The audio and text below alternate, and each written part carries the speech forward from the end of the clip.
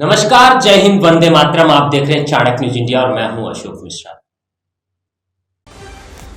मध्य प्रदेश के छतरपुर जिले की डिप्टी कलेक्टर एवं लवकुश नगर एसडीएम तथा राज्य प्रशासनिक सेवा अधिकारी से त्यागपत्र देने वाली महिला अधिकारी निशा बांगरे का मध्य प्रदेश सरकार पर हमला। कहा, मुझे नोटिस पर भोपाल में कई लोग अवैध तरीके से संरक्षण में सरकारी आवास में निवास कर रहे हैं।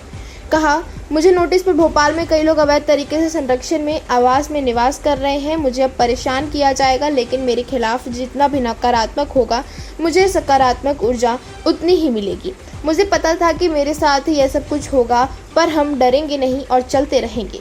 ज्ञात हो कि निशा बांगरे मध्य प्रदेश में डिप्टी कलेक्टर पद पर रह चुकी हैं। भोपाल से तबादला होने के बाद वे छतरपुर जिले के लवकुश नगर अनुविभाग में एसडीएम रही हैं। इसी दौरान वे लंबे अवकाश पर चली गई थी।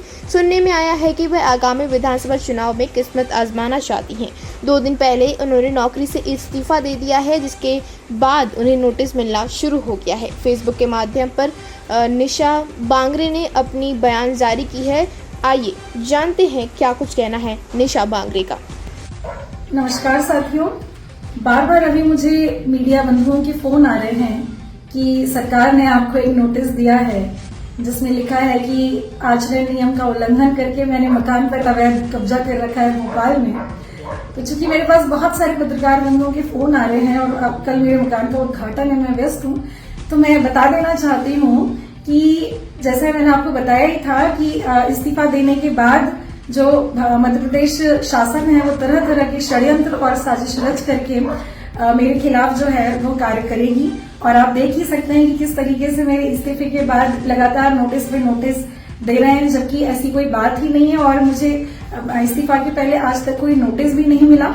और इस संदर्भ में यही कहना चाहूंगी कि मेरा जब ट्रांसफर नवंबर में भोपाल से छतरपुर हुआ तो मुझे 4 महीने तक छतरपुर पर आवास आवंटित ही नहीं हुआ। मैं अपने परिवार के साथ रेस्ट हाउस में रहती थी, तो ऐसे में जब 4 महीने तक मेरा 4.5 महीने तक जब आवास नहीं था तो मेरा सामान कहाँ रहेगा। तो मेरा सामान जहाँ मेरी उसके पहले की पदस्थापना थी उसी घर में रहेगा, तो मेरा सामान इसलिए भोपाल में रखा था। अब जब मुझे छतरपुर में मेरा मकान अलॉट हुआ तो हम अपना सामान लेकर के जा रहे हैं, लेकिन अब तो मैंने इस्तीफा ही दे दिया है, तो अब तो इस मकान का कोई प्रश्न ही नहीं है।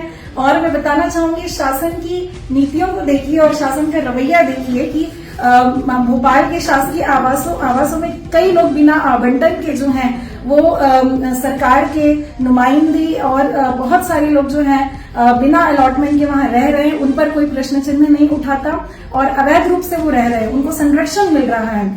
तो आप शासन की नीतियों को देख सकते हैं किस तरीके से मुझे जो है वो जानबूझ करके परेशान किया जा रहा है।